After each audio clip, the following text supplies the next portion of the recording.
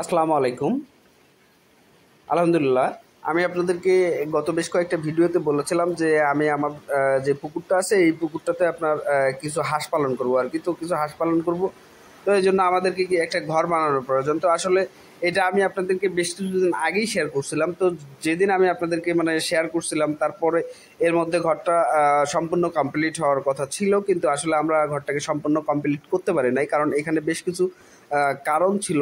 আসলে এই বিষয়গুলোকে আমি আপনাদের সঙ্গে এখন বলতে যাচ্ছি না, আসলে কোনো একটা সময় আসলে সেই সময়টাতে আমি আপনাদের সঙ্গে আরও বিস্তারিত এই বিষয় নিয়ে শেয়ার করব।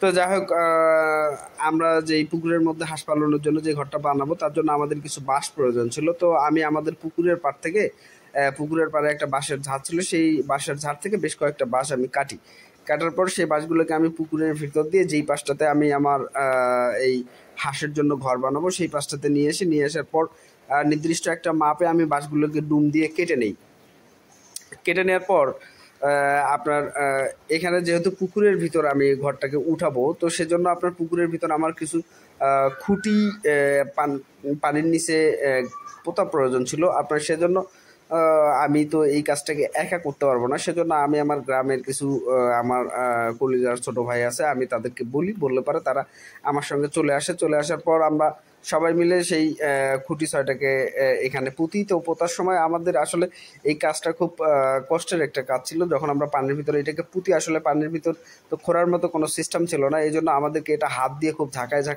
আপনার পানির নিচে এটাকে পুঁততে হয়েছে। পোতার পর আপনার আবার একটা কাঠ দিয়ে বাঁশের খুঁটিগুলোর মাথাতে বাড়ি দিয়ে আরও যেন ভিতরে যায়, আর বিষয়টা যেন খুব একটু শক্ত হয় আর প্রোটেক্টিভ হয়, এই জন্য আমরা উপরে আপনার একটা কাঠ দিয়ে বাড়ি দেই, যাতে ওইটা আরও মাটির নিচে ভিতরে যায় আর এটা খুব একটা শক্ত হয় আর কি।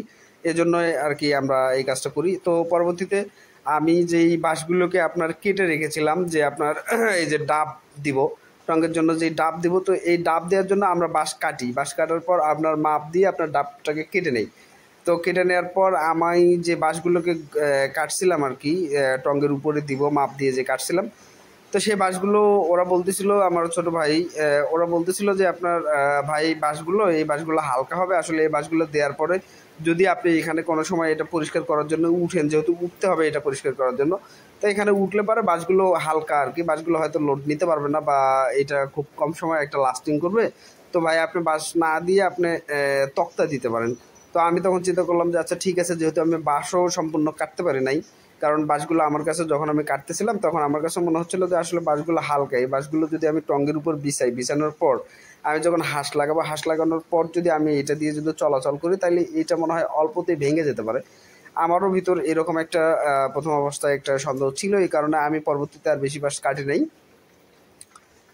তো আমি বাসায় আসার পর আমাদের গুদামের ভিতর কিছু তক্তা, কিছু বলতে অনেক তক্তাই ছিল আর কি। পরবর্তীতে আমি মাকে বলার পর মা বলো যে আচ্ছা ঠিক আছে নিয়ে যাও। তখন আমি আপনার এই তক্তাগুলোকে নিয়ে যাওয়ার পর আমি ওদেরকে তক্তাগুলো দিয়ে বলি যে আসলে প্রতিটা তক্তায় যেন একটা করে লোহা মারা হয়, যাতে আমি পরবর্তীতে রিইউজ করতে পারি এই কাঠগুলোকে, যেন একবার ইউজেই যেন নষ্ট না হয়। তো যেভাবে বলি ওরা আসলে ওইভাবেই কাজটা করে।